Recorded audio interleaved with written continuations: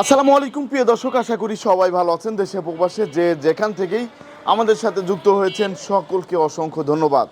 দর্শক, আজকের বাজারে আলু, পেঁয়াজ, রসুনের দামটা কেমন আছে সেটা জানিয়ে দেবো। দর্শক, আমি এখন অবস্থান করছি শ্যামবাজার লালকুঠির। তা বর্তমানে বেচা কেনার কী অবস্থা সেটাও কিন্তু আপনাদেরকে জানিয়ে দেবো। এদিকে আদার বাজারটা কেমন আছে সেটাও জানিয়ে দেবো। দর্শক, এদিকে কিন্তু ইন্ডিয়ান পিএস আসা শুরু হয়েছে।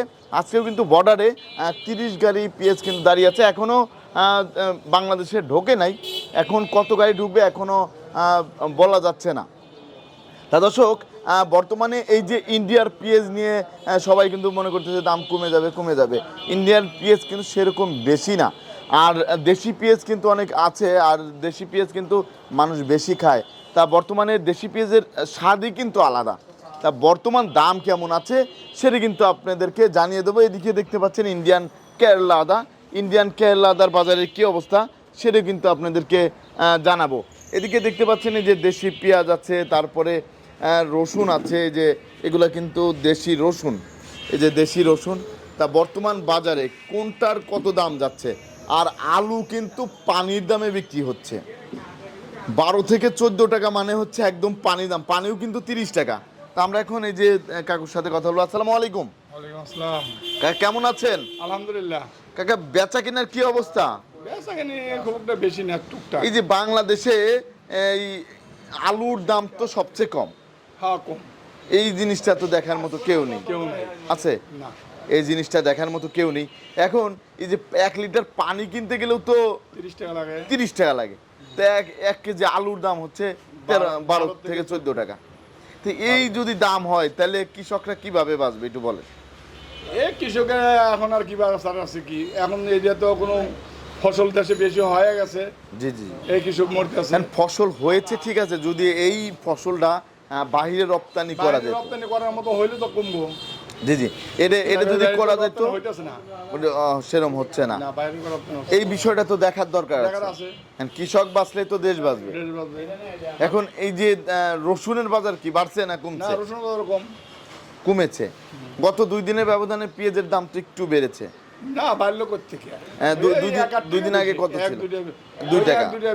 2 টাকা একটু বেড়েছে। তা এই যে রসুন আমরা দেখতে পাচ্ছি, এই রসুনের বাজারটা কত যাচ্ছে? এই রসুনটা কোথাকার? 68 থেকে 70 টাকা কেজি দরে বিক্রি হচ্ছে আজকের বাজারে। দর্শক, এটা হচ্ছে 68 থেকে 70 টাকা দেশি নাটোরের রসুন মিডিয়ামটা, আর এটা ওই সেম দামি বিক্রি হচ্ছে। তারপর আমরা দেখতে পাচ্ছি ইন্ডিয়ান কেরলা আদা। এটা কেরালা না, এটা হলো উড়িষ্যা। এটা হচ্ছে কি? উড়িষ্যা।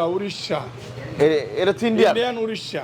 উড়িষ্যা। হ্যাঁ। উড়িষ্যা। তা এদের বাজার কেমন যাচ্ছে আজকে? 70 থেকে 75। 70 থেকে শুধু 70 থেকে 75 টাকা।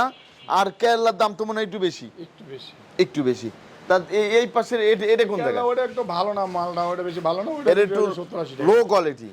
এটা কত করে যাচ্ছে? ওটা 70-80 টাকা। এটাও 70 থেকে 80 টাকা। আর ভালো মালটা 120 টাকার মধ্যে বিক্রি হয়।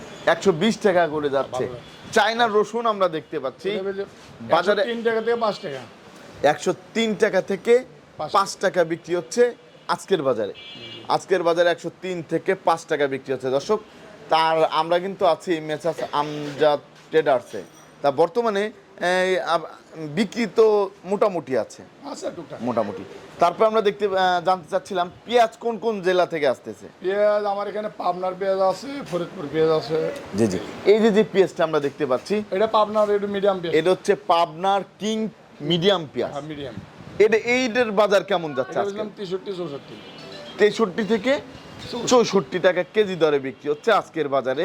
দর্শক দেখতে পাচ্ছেন 63 থেকে 64। তারপর আমরা দেখতে পাচ্ছি এখানে যে আরেকটা পেঁয়াজ আছে, এটা হলো 62-63। 62 থেকে 63 টাকা করে যাচ্ছে। এটা কোন জায়গা? এটা ফরিদপুর। এটা হচ্ছে ফরিদপুরের মিডিয়াম সাইজের। আর বড়টার তো দাম আরো বেশি, বড়টার দাম একটু বেশি, 67 টাকার উপরে। তারপরে আমরা দেখতে পাচ্ছি এই পাশে যে আরেকটা লট আছে, এই লটটা ওটা বিক্রি হচ্ছে 65 টাকা। এটাও 65 টাকা বিক্রি হচ্ছে, 65 টাকা কেজি।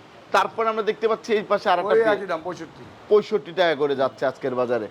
তারপর আমরা দেখতে পাচ্ছি এই পাশে এটা আরেকটা লট, বেচলাম 63 টাকা, আর এটা বেচলাম 67 টাকা।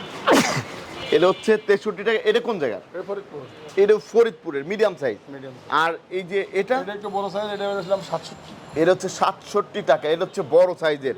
তা এটা কিং জাত। কিং বিয়ার। এটা আপনার কোন জায়গার? এটা হলো সালতা। সালথা ময়ন্দার, সালতা থানা। সালথা থানারই, সালথা থানার। তারপর আমরা দেখতে পাচ্ছি এই পাশে আরেকটা লট আছে। ওটা হলো ভাঙ্গার, ওটা বেশি 65-66 এরকম। এটাও ভাঙ্গার 65 থেকে 66 টাকা বিক্রি হচ্ছে আজকের বাজারে। তা বর্তমানে এই যে পেঁয়াজের যে দাম আছে, এখন ইন্ডিয়ার পেঁয়াজ কি দরকার ছিল? ইন্ডিয়ান না আসলে আবার বাজারটা একটু বেশি হয়তো। জি, জি, জি। ইন্ডিয়ান থাকার কারণে বাজারটা চাপে যাবো আর কি। আর বাজার এখনো তো শ্যামবাজারে ঢোকে নাই। না ঢুকে নাই। অনেকেই তো টিপাটিপি শুরু করে দিয়েছে। এই যে কলা যেরকম করে দেখে পাকছে নাকি, এই পেঁয়াজও আমরা দেখতে পাচ্ছি বাজারে খুচরা বিক্রেতারা এসে পেঁয়াজ এভেলেবেল আমদানি হলে বাজার আরো অনেকটা কমে যাবে। আর একটু কমে যাবে, কমে যাবো, গৃহস্থ লোকসান হবো। গৃহস্থ লোকসান হবে। তখন লোকসান এখন 1 বিঘা জমি চাষ, তারা আপনাদের কাছে কি বলতেছে 1 বিঘা জমি চাষ করতে কেমন খরচ হচ্ছে? খরচ যা হয়েছে তাদের এখন যে দামে বিক্রি হইতেছে এতে তাদের হয়তো বিঘা 50,000 টাকা লাভ হয়। জি, জি। আর পরে বেশি লোকসান হবো। তার আগে তো প্রথমে তো লোকসান হয়েছে পেঁয়াজে, যখন এই 30 টাকা 35 টাকা 40 টাকা কেজি পেঁয়াজ বেচছে, জি, জি, তখন তো জি। লোকসান হয়েছে, লাভে নাই। তখন তো অনেক লস হয়েছে হয়েছে। মুড়ি কাটার সময়। মুড়ি কাটার সময় তো ব্যাপক লস হয়েছে বিঘা। এখন এই যে কৃষকরা আমাদের কাছে কৃষকরা বলতেছে মুড়ি কাটার সময় যদি ইন্ডিয়ান পেঁয়াজ আসে তাহলে তো আমরা বাঁচবো না। ইন্ডিয়ান তো থাকবে, ইন্ডিয়ান থাকলে তো আরো তখন তো ওই কৃষকের অবস্থা ভালো থাকবে না। এখন মুড়ি কাটা পেঁয়াজ যাতে না, মুড়ি কাটার সময় যাতে পেঁয়াজ না আসে, থাকে। ইন্ডিয়ান না আসলে কৃষক একটু বাঁচবে। এখন যেহেতু যে মূল্যটা পাচ্ছে এখন, এই মূল্যতে তো তারা সন্তুষ্ট না। না, এইটা এখন যে বাজারটা আপাতত যে বাজার আছে এতে কৃষকের মোটামুটি একটা আছে। জি, জি। আর তারপরে যখন ইন্ডিয়ান পেঁয়াজ এভেলেবেল আমদানি হওয়া এই যে যাবে, আজকেও শুনলাম বর্ডারের ওই পাশে ভারতের মধ্যে এখনো 30 গাড়ি দাঁড়িয়ে আছে। এটা আছে, এখন কয় গাড়ি বন্ধাতে। ঢুকতে পারে, কয় গাড়ি এলসি পায়, কয় গাড়ি জি, জি। পাস পায়, গেট পাস এখন পায়। এখনো বলা যাচ্ছে না। ওরা তো আগে থেকে হ্যাঁ, ready আছে। রেডি করে রেখে দিয়েছে। হ্যাঁ। যখন পাস হওয়ার কথা, পাস হবে না, দিবে না, দেরি আছে, তারপরেও তো ওরা হুট করেই বর্ডারে নিয়ে আসে। আইপি পাওয়ার ব্যাপার সবার আছে, কয় গাড়ি পাস হয়, এটাই ব্যাপার। জি, জি, এটাই হচ্ছে ব্যাপার। তা এখন যে দাম আছে কৃষকরা একটু মোটামুটি এইভাবে মোটামুটি ভালো আছে। ভালো আছে। হয়তো 20-30 হাজার 15,000 কারো লাভ হইব, জি, জি। অত কিছু লাভ হবে না যে অত কিছু হয়েছে তা না। এত কিছু সেরকম। আর 20-25 হাজার টাকা এত খাটাখাটি করে আলু না যদি দেয়। বাইরে পাঠানো হতো তাহলে তো সবার জন্য, হ্যাঁ, কৃষকের আলু জন্য। বাইরে গেলে তো একটু বাজারটা একটু ভালো হলে কৃষক কিছু বাঁচতো। জি, জি। মেন হচ্ছে আলুটা হচ্ছে কেউ খাচ্ছেই না। না, খাইতে আছে বাংলাদেশের যা দরকার তার সাথে পর্যাপ্ত আমদানি বেশি। পর্যাপ্ত। হ্যাঁ। এখন আমরা যতটুকু জানতে পেরেছি 80% আলু বলে এখনো কোলেস্টোরে আছে। হ্যাঁ, তা তো অবশ্যই। 80% হ্যাঁ, আলু। আলু তো বাইরে এসে অল্প কিছুদিন আগে থেকে। জি, জি। আপনাকে অসংখ্য ধন্যবাদ। ভালো থাকবেন, সুস্থ থাকবেন। আসসালামু আলাইকুম।